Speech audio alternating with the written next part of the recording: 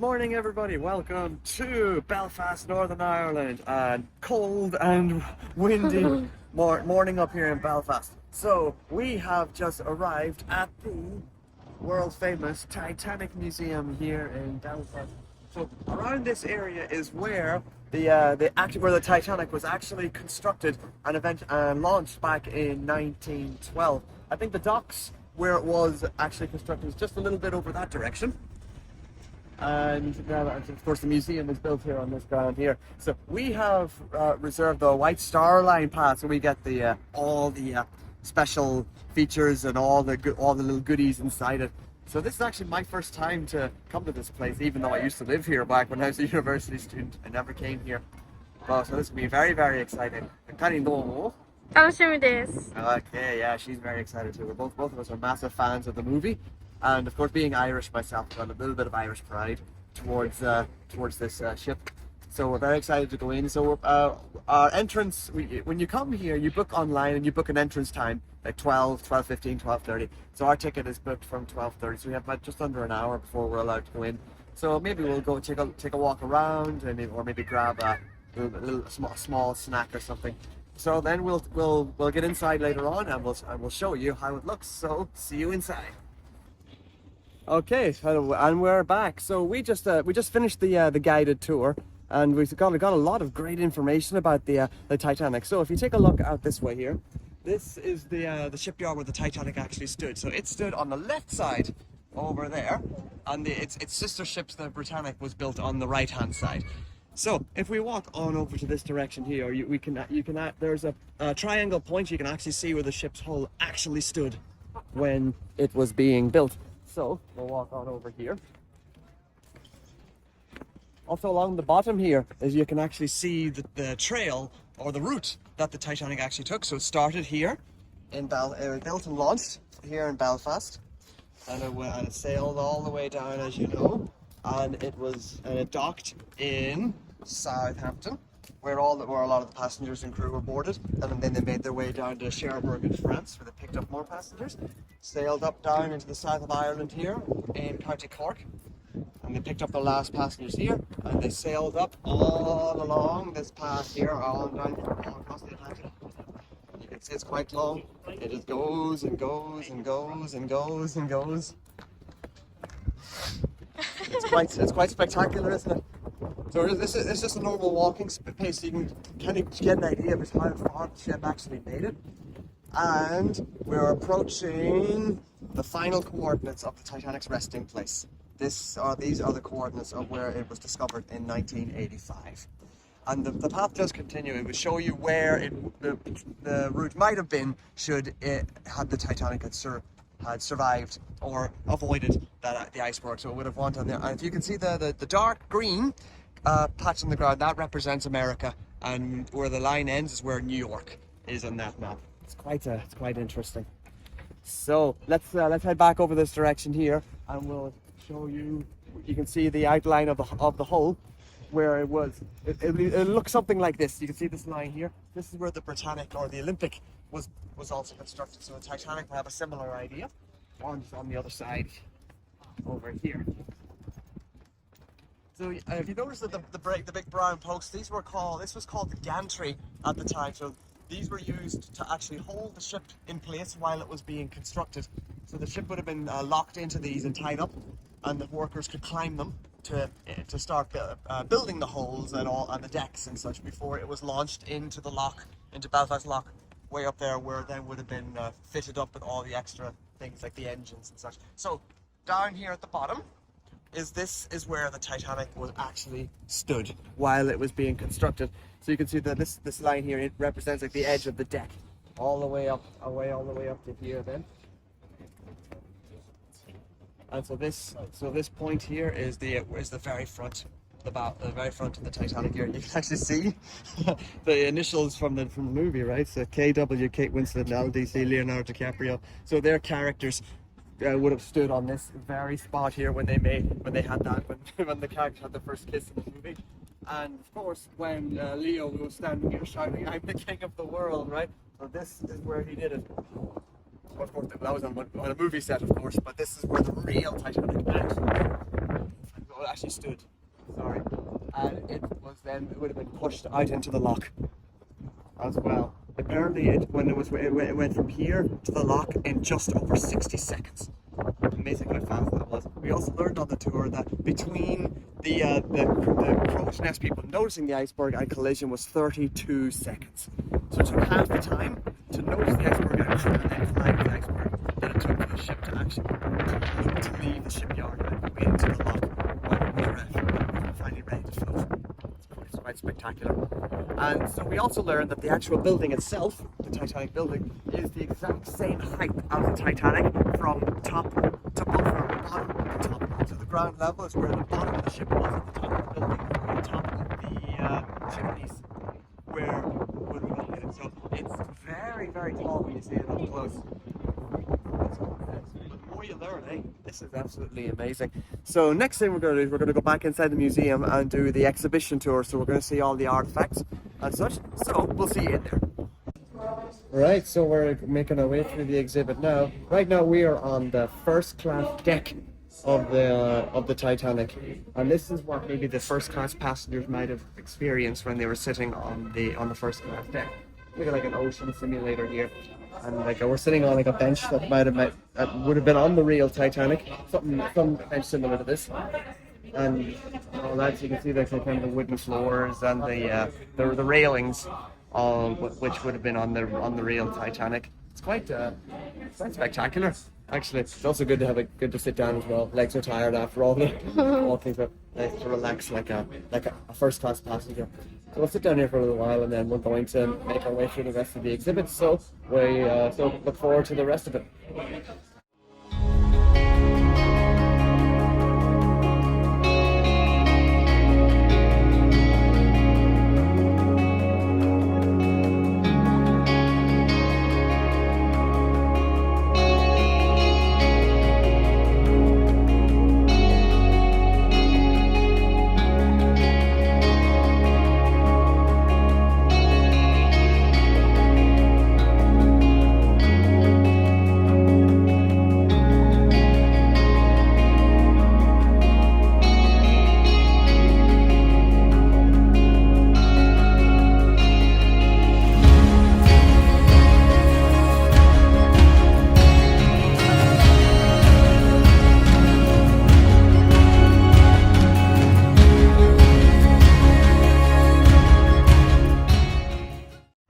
Alright, now we're outside after going through the main exhibition. It was very, very interesting. So you ride an elevator up to the top, and then you go from the top to the bottom. So it starts like at the Titanic's planning and construction phase and moves on down towards the sinking and then the aftermath. It was very, very interesting seeing the artifacts and just seeing all the exhibition, and a small recreation of the first class deck was also very, very nice.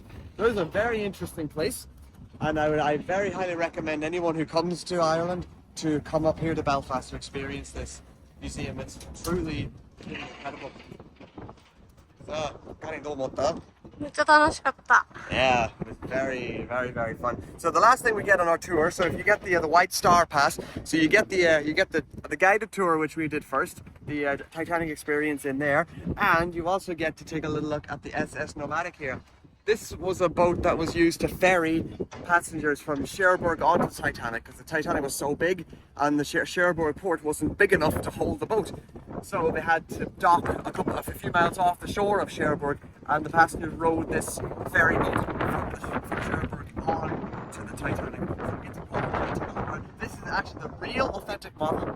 This was the real thing that was used, and it survived both world wars, and it has since been renovated and left here at where it was probably constructed. Pretty sure it was probably constructed here, and it's been here ever since the museum opened. So we're gonna take a look inside. So we'll see you there. And also, so including with this Star Pass, we got £10 vouchers, which per person, which allowed us to get a nice souvenir, a nice and cheap, including a brave souvenir as well. So what we picked up was this. We picked up a nice little model of the Titanic here. So this originally would have cost 21 quid, but with our £20 vouchers, we got it just for £1. I think that's quite a lucky get. And on top of that, then was also the engraved souvenir that you get. So they're like little keychains that look like this. And at the back of them is the day, the month you arrived. So in this case, August 2023. A nice little souvenir. So this the Star Line Pass now is £51 for an adult. So it's quite expensive. But there is just a more basic tour one which has the SS Nomadic and the Titanic experience in the building there, which is £25 per person. But you don't get the guided tour around the shipyard, which I think was quite a nice little extra touch. And the £10 vouchers, you don't get those either. So if you have the money to spend, I'd recommend going for the White Star Pass. Now, let's head over to the SS Nomadic and see what that looks like. Alright, now we're on board the SS Nomadic here. So you can see it really smells like an old ship on here, and even it looks like I just did a time leap 100 years into the past. Look at this, this is incredible. It's a very old style feeling there. We just saw a nice little, it almost looked like a coffee shop, but it was the ladies' powder room. We'll get a picture for you of that later.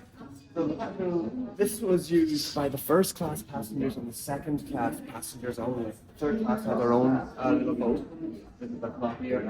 So you can see all the different places where passengers would have waited while they were being boarded. So like here's kind of maybe a little coffee area.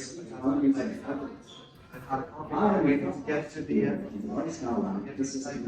don't touch. Unfortunately, I'm just going to sit here and say hello. We'll continue our journey this way. There's a bar service as well. This is for second class passage. You cannot be in here. Oh. You want to drink? There is a water second class now.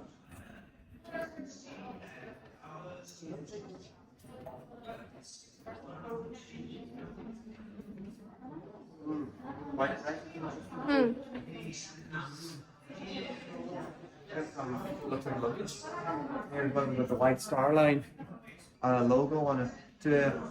Interesting fact, actually, this is the last surviving vessel of White Star Line, because all the others are maybe decommissioned or in the ocean. So this is the only one that's actually still standing. It's quite amazing. When you think like that.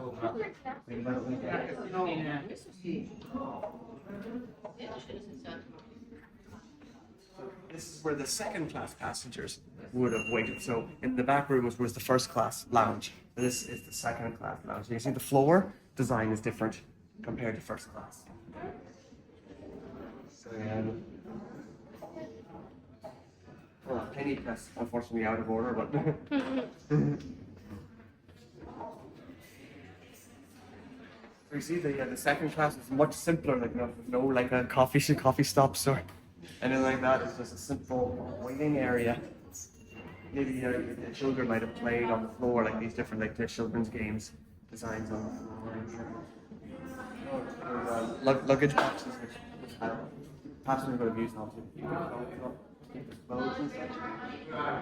Very you can see the difference in class. It even feels different in here, much more bare and empty. So you really got what you paid for if you're a first class passenger.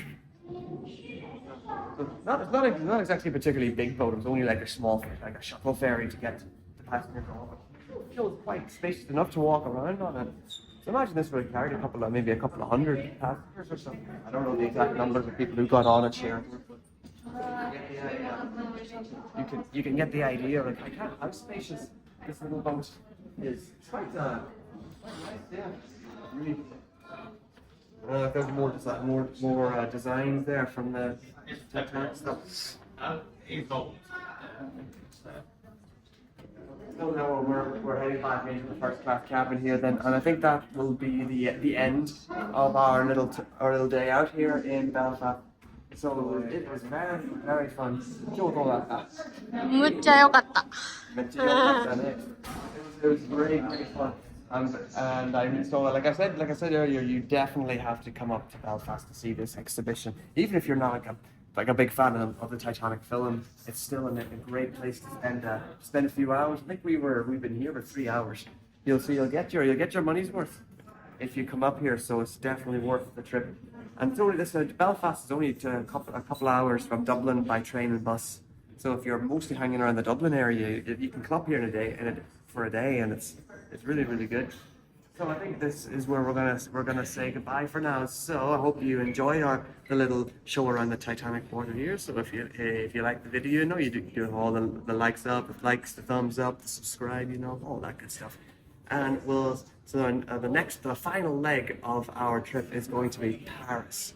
So we're going to be flying to Paris in a couple of days' time from now, and then we'll be back to you then when we're taking the Aer Lingus flight from Dublin to Paris. So until then, bye bye.